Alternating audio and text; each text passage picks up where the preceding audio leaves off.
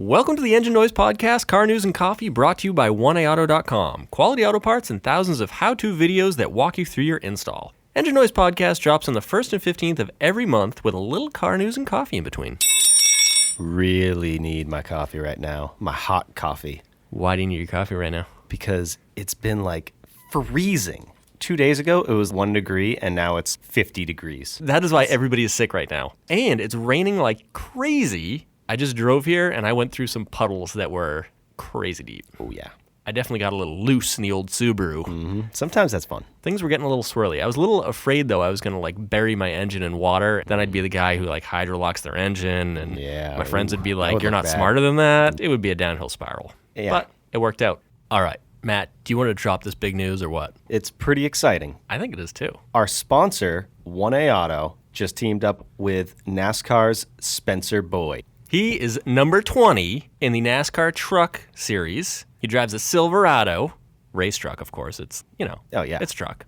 Let's talk about NASCAR for a second, shall we? Let's talk about NASCAR. Being a car guy, I know a little bit about it.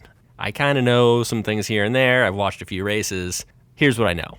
In the early days of the 1900s, people were racing on Daytona Beach. They raced on the beach because when the tide goes out, the sand gets really hard, and then they have miles of flat, perfect racing sand. Exactly. The 1940s, they were doing this, and actually really up until the 1940s, 1920s, 30s, 40s, people were racing all over. There's tons of records. But in the 1940s, this guy named Bill of France was like, hey, all these guys are starting races. They basically get all these race car drivers together, and they're like, all right, it'll be $10 a piece for you to race on the sand, and the winner will get all the money. Drivers would throw their cash in, and then the guy with all the money would be like, see ya, and he'd bounce in the middle of a race and take off with all the racers' money. And all the racers are like, hey, I won the race, where's my money? And then they're like, where's this guy that took all our money? Yeah. So Bill of France comes over and he's like, okay, enough of this, guys. We're going to set up a real sanctioning body for racing. We're starting NASCAR. So he gets together with a few dudes, and they start NASCAR, which is the National Association for Stock Car Auto Racing. Oh, I didn't know it actually stood for that. Yeah.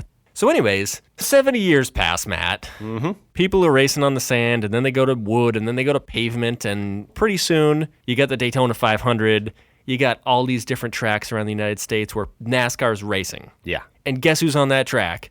Who? Spencer Boyd. Oh, yeah. Awesome. He's been racing since he was 6 or something like that. My goodness. This guy is talented. If he's racing at 6, he's legit. He is now sponsored by our sponsor, 1A Auto. It's basically a dream team. Yeah. So, Spencer, if you're out there, we're rooting for you. You're awesome. Go, Spencer. And,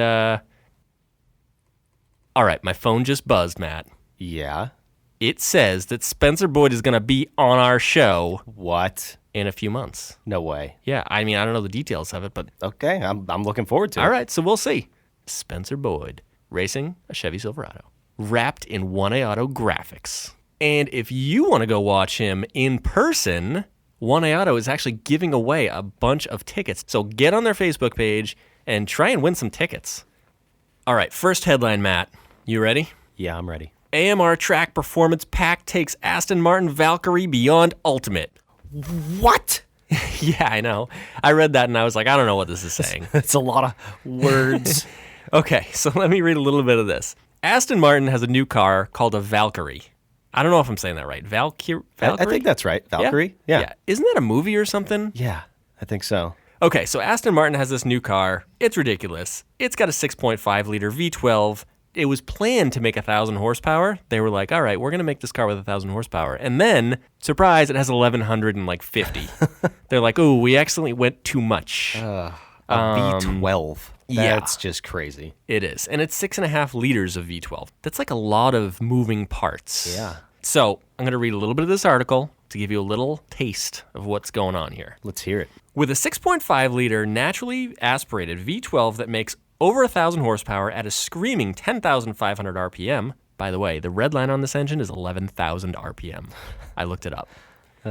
Anyways, and ground effect aerodynamics honed by Formula One genius Adrian Newey. I don't know who that is, but... Good job, Adrian. That deliver its own weight and downforce at 120 miles per hour, you'd think that the $3 million Aston Martin Valkyrie would have the ultimate bit nailed in terms of describing this extraordinary hypercar. But wait, there's more. The AMR Track Performance Pack takes the Valkyrie beyond ultimate. So basically, this is like a options package for this $3.2 million car. So imagine If you just want a little extra on top of that $3.2 million car. Basically, what they are offering, they're making 150 of these cars. Yeah. And if you want, you can get the extra option of track parts to put on your Valkyrie. And it's totally different bodywork that is lighter and has more downforce. From what I've read, at top speed, it puts 4,000 pounds of downforce on the car to like plant you to the earth. That sounds like a lot. It sounds like you could drive the car upside down. It's the spider car. Yeah, pretty much. It comes with titanium brakes, more track-focused suspension, and carbon fiber aero disc set, which I assume is like spoilers and stuff. I don't know. I don't know what that is. Moral is, if you want to spend $3.2 million and then some, I'd say the Aston Martin Valkyrie might be for you with a track performance pack. You thinking about buying one? What world are we living in I know. right now? Isn't it crazy? It really is. $3.2 million. I know. Imagine, okay, you work for a car company and you go to your boss and you're like, look, I'm thinking about building a new car. Each customer is going to need to pay $3.2 million for it. It's going to be a real hot seller. It's going to be a huge seller. And I was thinking maybe we could, have an options package. It's a little bit more than that. What do you think, like, if you finance that as like a $20,000 car payment a month? Exactly. 6-year finance. Yeah. I don't know what that adds up to, but I'm sure it's a lot. They probably don't lease them. Yeah, I wouldn't think so. All right, you ready for headline number 2? Absolutely. Well, it's yours. I got something for you, buddy. Oh, yeah? Yeah, it's a new job. I don't need a new job. No, I think you want this new job. Really? Yeah. What is it? Well, I'll just read this headline here that says, Hot Dog. Oscar Meyer searches for next Wienermobile drivers. Really? Yeah. This does sound dreamy. That's a job I could relish. That's right, Matt. I said it. Oh, boy. I said it to you this time. So I'm just going to read this. Okay. Need a job? Well, Oscar Meyer is searching for its next set of Wienermobile drivers. The company's hiring hot doggers to drive one of 6 iconic Wienermobiles. The 1-year position would begin June 2019. Ooh, my birthday. Wow. Drivers will travel coast to coast representing the company by doing media interviews, charity events, and more along the way. Resumes are accepted through January 31st. Not much time left, Matt. No, so Tell I your think we need friends. to get right on this, Jeremy. I don't know if I'm the man for the Wienermobile. Some of the perks of the job, a competitive salary, plus expenses, benefits, clothing, and a company car. Wait, is the company car a Wienermobile? See, that's what I'm wondering. Is it the Wienermobile, or is it just like... I wonder if the clothing is like dressing up like a wiener. Imagine if it's like a... you just like kneel on a skateboard? Yeah, maybe. Oh my goodness, that sounds amazing. So, if you're the Wienermobile driver, do you do more than that, or you just drive the car? I don't know. Like, do you hand out hot dogs? Maybe. Maybe there's just like certain events that Oscar Meyer is like, hey, we'll send the Wienermobile over. No big deal. Wonder what kind of engine's in the Wienermobile, or like what it starts out as. I wonder what the frame is. And like, Yeah.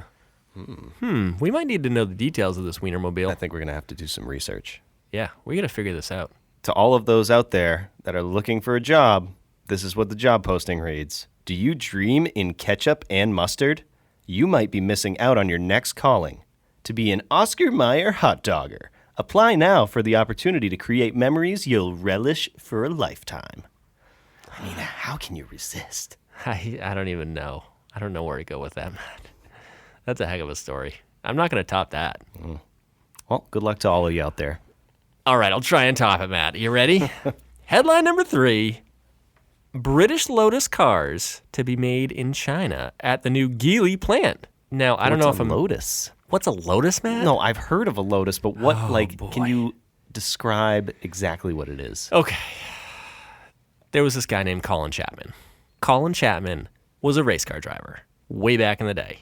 And he's like, I want to build fast cars. So what he did was he realized that very light cars go fast around corners.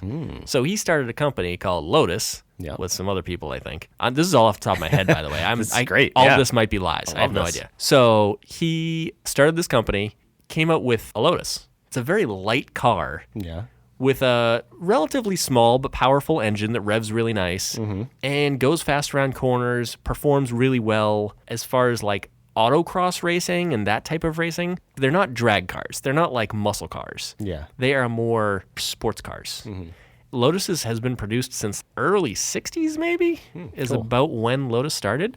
Recently, I would say their most, noteworthy car is the Lotus Elise, which is the base for the first Tesla that was made. It's the Tesla Roadster. They basically went to Lotus and they said, hey, we want to use your car and make like an electric version of it, and it'll be called a Tesla. Yeah. They took Lotuses, they stretched them out a few inches, and they made this electric sports car that was totally rad. And that's how Tesla kind of got its start. Oh, but the Lotus Elise is super cool because it's super light. It's very nimble and fast and quick and like turns awesome, and it's just rad. And if you've ever sat in one, have you? Since you're asking the question, I'm guessing you've never sat in one. No, I haven't. So I've never driven one, but I have sat in one. Here's how you picture it. Have you ever taken a bath, Matt? Yeah, when I was like 8. Okay, so you know how you're 8 years old, you're in the bathtub, and the sides come up real high? Yeah. Just picture laying down in the bathtub. Yeah. That's what the Lotus feels like inside. You get in the car, and it feels like you're in a bathtub because the rocker panels are super high. So you get in the car, and you're like in the car. You become like one with the car. That sounds scary. It's awesome. It's sort of like being in a What coffin. if I'm claustrophobic? Oh my God. You'd be in trouble. Yeah, it is super cool. Oh, okay. We have an update, Matt. I'm getting a text that says Lotus founder Anthony Colin Bruce Chapman started it in 1948? Whoa! That's earlier than I expected. You were way off. Hey man, I'm not perfect here. That was all off the top of my head. You're supposed to be perfect, Jeremy. How can Sorry, anybody trust you? Sorry, guy. Jeez. I don't know if that's when he actually started making cars, though. It sounds like a scam. It's got to be true. It's on the internet. That's true. So, okay, here's the story. Lotus, the biggest portion of the business, is now owned by this company called Geely or Geely. I don't know how it's said. I'm going to go with Geely. Okay. And it's a Chinese company. And basically, the Chinese company bought a large stake of Lotus and said, we want to take this company and we want to make it a more mainstream brand with a bigger selection of cars, with some SUVs, and like make super high production. Last year, Lotus made, 1,500 cars or something like that. Yeah.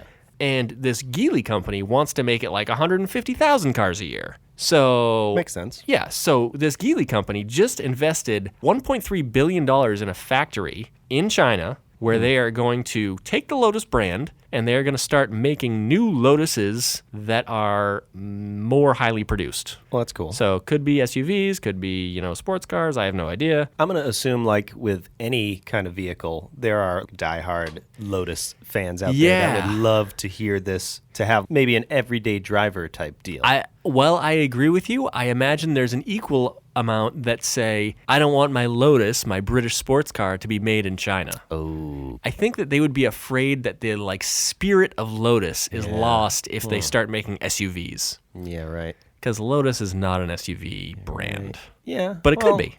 Who knows? But I mean, they started making like BMW SUVs, right? I know. That's true.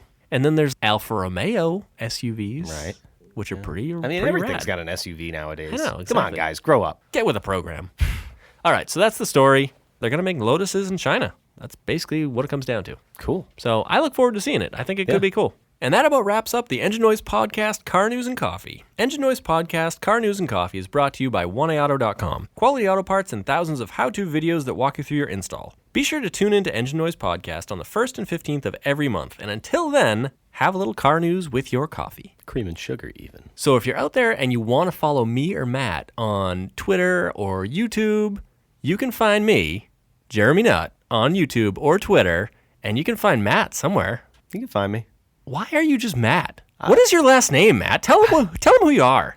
I don't know why I don't say my last name. Well, let's hear it. To be continued. What? I'm just kidding. It's Lantane. Lantane? Yeah. Lantania?